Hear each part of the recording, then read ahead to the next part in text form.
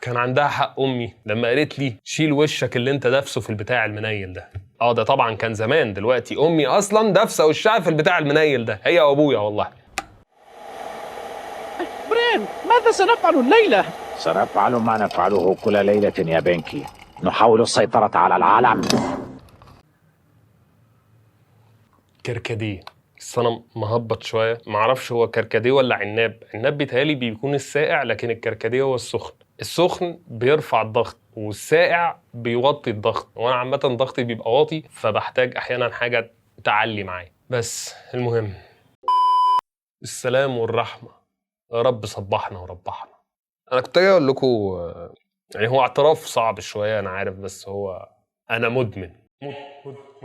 لا ما تقفرش، انت كمان مدمن. ما هو مش لازم الادمان يبقى مخدرات وبانجو، عادي ممكن تدمن اي تصرف تاني. ممكن تدمن السوشيال ميديا مثلا، تدمن التليفون، ممكن تدمن الاكل، ممكن تدمن النوم. خلينا الاول نقول تعريف الادمان. الادمان هو التعلق الدائم بفعل معين مع الوضع في الاعتبار انك مش قادر تبطله. عارف المشكلة ان احنا حفظنا ان الادمان مخدرات وكحول وبس، وعندنا تخيل دائم اننا نقدر نسيب اي حاجة تانية لو قررنا. يعني مثلا اسيب التليفون من ايدي، ولكن بالتجربة العملية غالبا النتيجة ما بتكونش زي ما انت متوقع. يعني لو انت زي حالاتي من الاشخاص اللي بيمسكوا التليفون لفترات طويلة، جرب تسيب التليفون لمدة 48 ساعة. الاغلبية العظمى لو جربوا ده غالبا هيفشلوا، لاننا بقينا معتمدين عليه بشكل كبير قوي، معتمدين عليه بشكل ايجابي ومعتمدين عليه بشكل سلبي. وفي الحالتين لو شلته هيبقى زي اللي مات لك حد من العيله، اللي هو في فراغ في حياتك ظهر فجاه من اللا شيء وانت مش فاهم ايه يا جماعه الدنيا دي، ايه الصمت ده، ايه صرصار الحقل اللي هناك ده، فيش اي حاجه، دنيا فضيت صحراء. المشكله ان موضوع الادمان ده بتاع الموبايلات والحاجات اللي زي كده، انت اصلا ما بتربطوش بالسلبيات اللي بتحصل لك، اللي هي اوريدي بتحصل لك دلوقتي، بس انت مش واخد بالك ان ده هو السبب في، فاهم؟ يعني مثلا موضوع العزله عن العالم، موضوع الاكتئاب، ارتفاعه تحديدا في الجيل الاخير. اقول لك اصله جيل خرع، في يا عم الحاج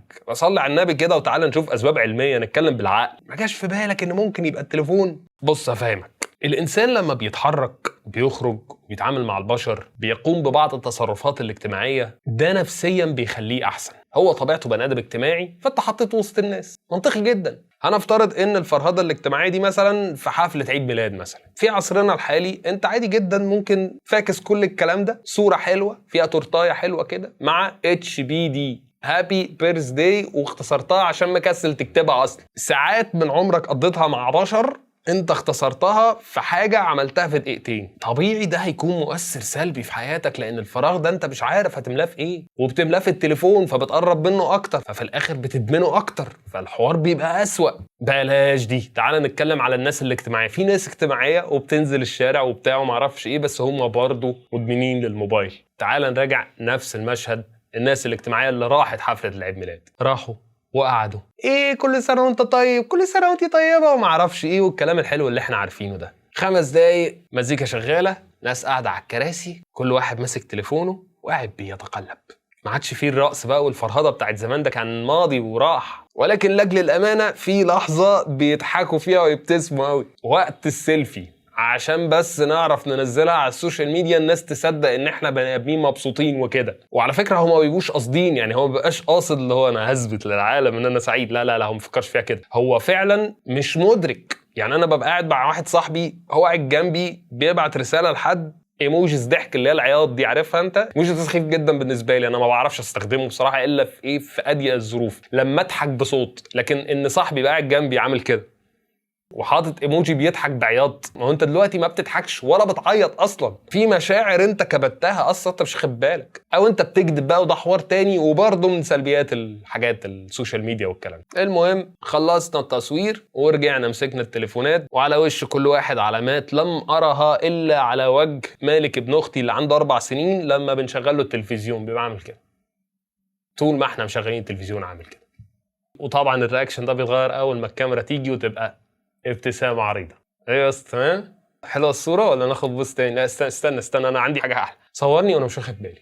عمق. وهنا برضو ده يودينا لحتة الصور اللي احنا زمان كنا بناخدها عشان بس نحافظ على ذكرياتنا الاجتماعية. اول ما اخترعوا الكاميرا ده كان حوار، فاهم؟ انك تخلد ذكرى، فاهم؟ ده حوار ده. النهارده بقينا بننزل الصور على السوشيال ميديا بس عشان نلم لايكات. ما هو اللايكات دي برضو حاجه مهمه بالنسبه للناس. يعني خلينا نفكر بالمنطق، اللايك بيحسسك بنشوه النجاح اللي عمرك ما حققته في حياتك ببساطه. يعني لو تلاقي بني ادم يقول لك انت عارف انا جبت كام لايك؟ ايه الانجاز في الموضوع؟ مش فاهم. انا راجل شغال في السوشيال ميديا فشلت في الموضوع ده لاني ما كنتش مهتم. مش قادر اتخيل ان انا قاعد بتكلم مع حد في اللي هو بس انا عندي لايكات كتير. حاسس ان الموضوع عبيط جدا يا جماعه والله. يعني طب حتى لو فلوس فاهم، كنت اروح اجيب اكل، اروح اجيب معرفش ايه، لكن اللايكات عملت بيها ايه انا؟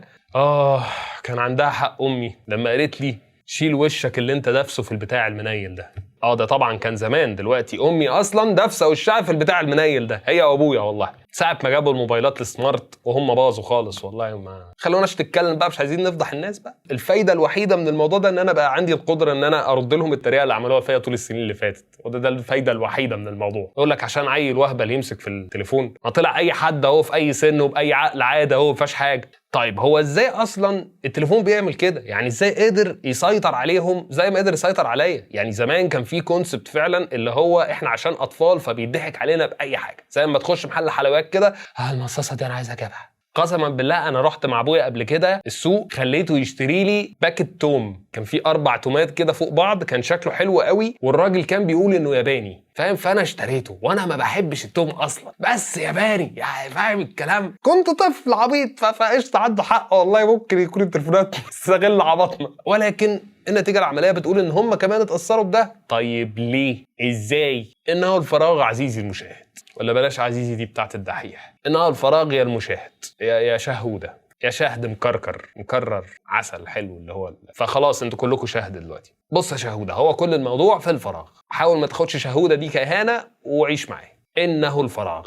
والمثال العملي بالنسبه لي هو كان ابويا وامي اللي كانوا ضد السوشيال ميديا لفتره طويله من الزمن، الى ان احنا كبرنا شويه فبقينا قادرين نعتمد على نفسنا في بعض المهام اللي كانت امي مسؤوله عنها طول الوقت، وبرضه ما بقيناش عاملين دوشه في البيت زي الاول، فبقى في نوع من الفراغ كده عندهم نوعا ما. فاول ما جت اللحظه لما ابويا قرر يجيب التليفون السمارت عشان يعرف يتابع الشغل بتاعه على النت، وامي جابت التليفون عشان تبقى زي صاحباتها، هوب اتسحولوا معانا، كل واحد بطريقته طبعا، ولكن في النهايه في سحوله. يعني الموضوع يبان قشطه يعني عادي، ما هو في اي وقت احنا ممكن بعد كده نبطل. يعني لو اتسحلنا في حاجه في الدنيا هنبطل، صح ولا ايه الكلام؟ لا، الفكره في ايه بقى؟ ان السوشيال ميديا دوبامين سريع، اللي هو انت مش محتاج تعمل مجهود كبير عشان تاخد حته الدوبامين بتاعتك، اللي هو الفيديوهات اللي انت بتاخدها، الكونتنت، ان انت تتواصل مع البشر فتاخد المدح او الكلام او فاهم، كل حاجه انت بتعملها بسرعه وبتاخد المقابل بسرعه. فتخيل بقى انك عايز نسيب ده عشان ارجع للحياه الطبيعيه،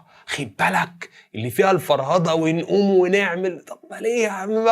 اهو جميل اهو، حلو وبيجيب الدوبامين بسرعه، عسل جدا. يعني ليه اقرا كتاب لما ممكن اشوف النت بيقول ايه؟ طيب ايه الحل؟ ما احنا لازم بقى يعني نقول حلول بقى. ما هو اصل فاهم، مش هنقول المشكله وبعدين نتوكل على الله، دول بتوع الكونتنت فاكسانين، احنا لازم نقول حلول. انا دلوقتي لازم ارتجل حل.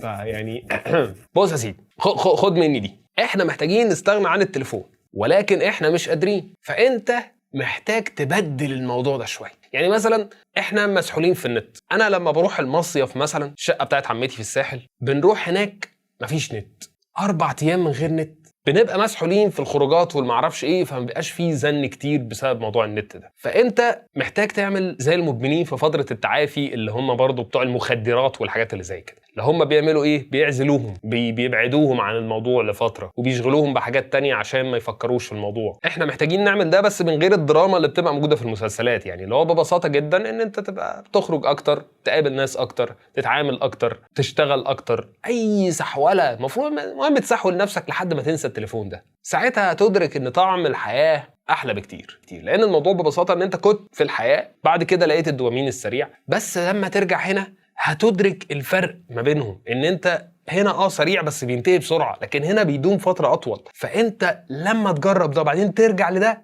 غالبا هتبعد عن ده يعني لحد ما تكتئب تاني. بس مهم يعني حاول ما تكتئبش بقى، انت فاهم. وانا اختم بحكمتي الشهيره اللي انا لسه مألفها دلوقتي. كان نفسي اجري في الدنيا بس جتتي مكسله، لقيت بديل في تليفوني قادر يحل المساله، فجاه اتسحلت واشتريت الرخيص بالغالي. ده السجن مش قضبان، ده السجن شاشه مبكسله.